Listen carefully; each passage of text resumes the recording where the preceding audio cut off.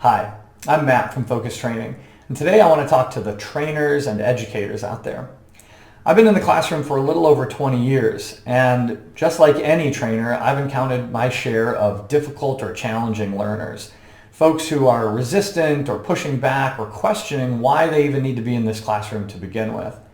It can be easy to label those folks as just bad students or difficult people, but as a mentor of mine once said, there are no bad students, only trainers that have a little extra work to do.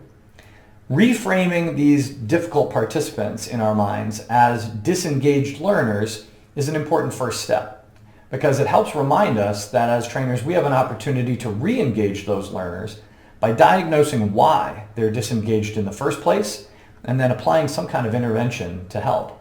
And today I want to talk about 3 quick checks you can do, even in the middle of a training program, to help re-engage a learner that you've identified as disengaged. The first thing you should check is your own biases.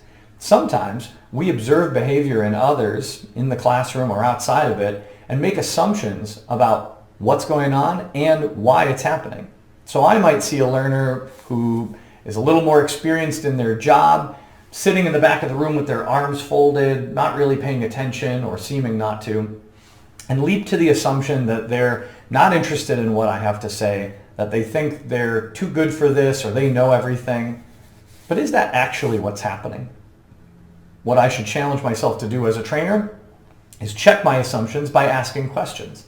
You could literally approach someone on a break and say, hey, I've noticed that during our training, you've sort of been leaning back and giving me some nonverbal signals like maybe you're not super into this. Can we talk a little bit about if that's true? And if so, why and what I could do to help engage you? Checking your own biases is important because before we start diagnosing through these other checks, we want to make sure that we're not doing that based on assumptions, but based on real observed data. Once we've checked our biases, we should be checking for motivation. Why do these learners want to be here? What is the real value of this training? And do our learners understand it? Motivation is essential to the learning process. If I don't want to learn something, I simply won't. So we as trainers need to really understand the purpose behind our learning objectives. And not just the high-level purpose, why this is good for the organization or for the team, but what we like to call the WIFM. That's an acronym that stands for What's in It for Me. That means translating that high-level purpose back to an individual outcome for the learners in the classroom. Sure, this sales training is designed to increase revenues for the company, but is it also going to put more money in the pockets of the salespeople who we're training? That's what they want to know about. That's what's going to engage them. Is this going to make their job easier? Is this going to make their job less prone to errors? Is this going to help them advance their careers? Let's talk about it. And you don't have to do all this legwork yourself.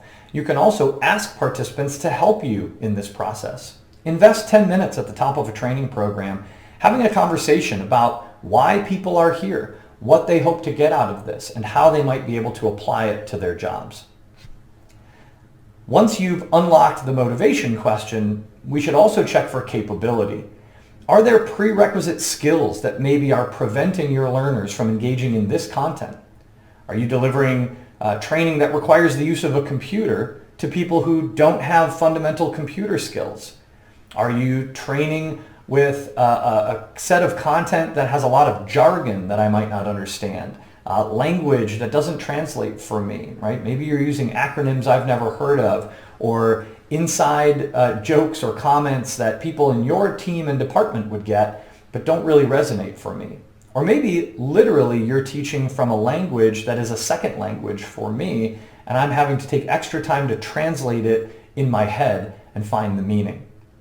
Potentially, there are environmental barriers to deal with as well. Something as simple as a spotty internet connection can make learning in a virtual space very difficult, in the same way that a noisy classroom or disruptions outside of the classroom can prevent people from being able to focus. As a trainer, when you encounter a disengaged learner, your first goal should be to diagnose why. To do that in a way that has checked your biases, checked for motivation, and checked for capability. And if you clear a lot of those barriers out of the way, you'll often find that the next step of intervening to re-engage those learners is pretty clear. Best of luck to you as you head out to engage those disengaged learners.